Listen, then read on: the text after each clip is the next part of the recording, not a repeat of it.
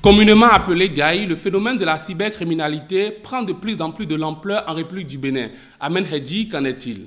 Effectivement, Didier, face au chômage, bon nombre de jeunes béninois et africains, adeptes de l'argent facile, se spécialisent de plus en plus dans la cybercriminalité.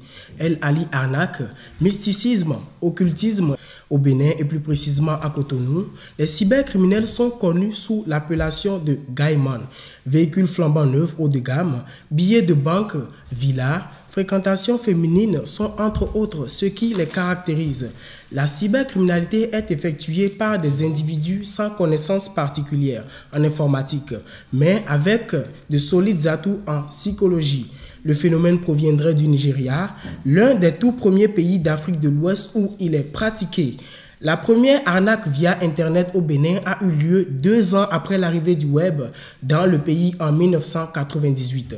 Les premières méthodes d'escroquerie concernaient les réseaux de jeunes qui se faisaient passer pour des homosexuels afin de plaire aux personnes de la même catégorie dans les pays occidentaux. Autre mode opératoire, il copie sur Internet des photos de jeunes hommes beaux et musclés à la recherche de l'âme sœur. Les méthodes d'escroquerie se sont ensuite diversifiées pour s'étendre aux propositions de prêts, voire de dons ou d'offres de vente assez diversifiées. Ces offres de vente vont des appareils électroménagers aux métaux précieux, argent, or, diamants et autres, en passant par les téléphones portables, les ordinateurs, les véhicules, voire les domaines fonciers. La première catégorie d'arnaqueurs est celle des jeunes qui n'ont pas d'emploi légal et qui ne fréquentent que les cybercentres avec un train de vie largement au-dessus de la moyenne. La deuxième catégorie est celle des jeunes instruits, mais qui s'adonnent à ce vol et autres actes de cybercriminalité.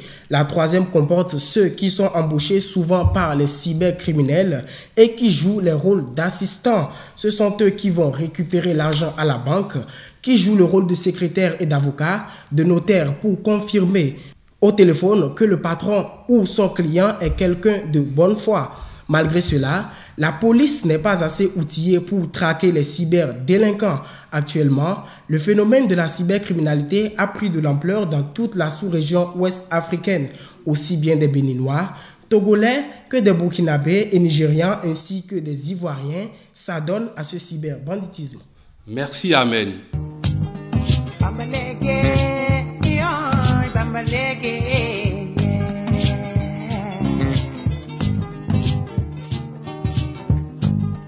Bambalege